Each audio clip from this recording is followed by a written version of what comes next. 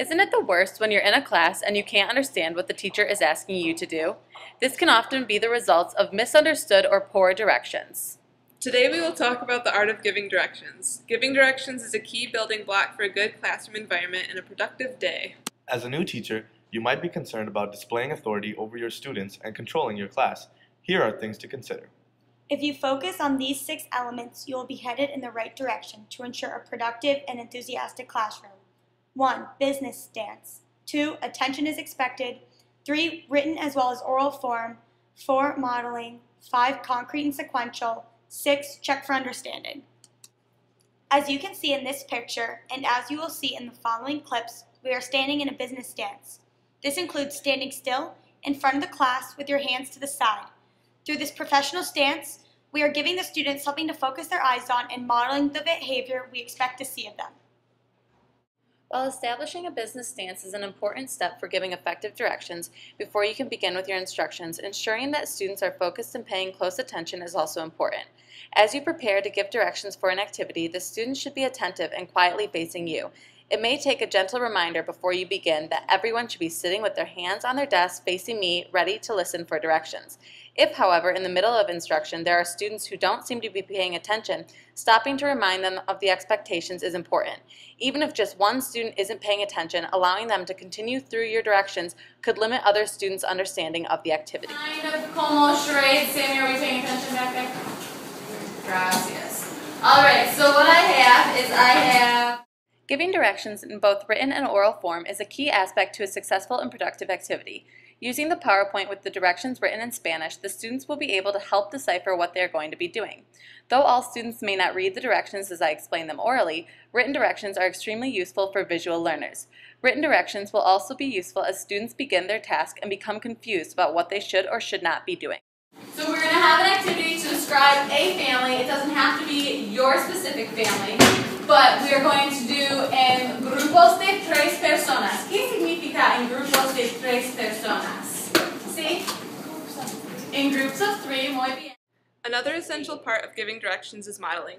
While giving directions in an oral and written form is important, doing an example as a class ensures that students of all learning styles understand what they're to be doing. Doing an example off the worksheet or having a student demonstrate a group activity to the class are both useful ways to model the directions. In this clip, I'm doing an example off the worksheet with the class to ensure everyone understands the directions I previously explained. Let's everyone do an example together off the worksheet, so it's good before. So what I want everyone to do right now is write what color shirt she has on. So in the first blank after ella tiene, write what color shirt she has. Alright, so can someone levante su mano and dire the first blank? Yes, so Hannah? Alright, so did everyone hear what she said? Because she just gave you an answer to the first one. Alright, so can you say it a little bit louder? Muy bien. So for the first blank, you're going to put ella tiene, and the blank is going to be camiseta amarilla. In this clip, I give clear directions through 1, 2, 3 steps. This is an easy way to ensure that students can follow along, repeat it back to you, and understand through clear steps what you expect them to do. In this clip, my directions flow from what to do when they get the note card to how I expect them to proceed. These directions are clear, concise, and easy to replicate to ensure success. When I say go, I'm going to give you everyone a note card. Number 2, you're going to decide with your friends where it goes. And 3, you're going to decide on one person to come up quietly and put it on the location on the front. One of the most important steps of giving directions is checking for understanding. Obviously, if the students aren't clear on what they're supposed to be doing after directions are given, you haven't been successful. Checking can take many forms, both verbal and nonverbal. One straightforward method that will be illustrated in the following clip is to call on a student to repeat the directions back to you after you have given them.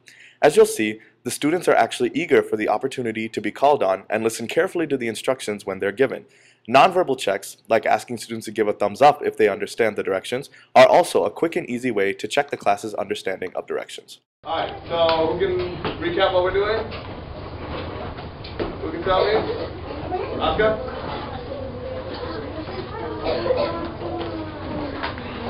Correct, thank you.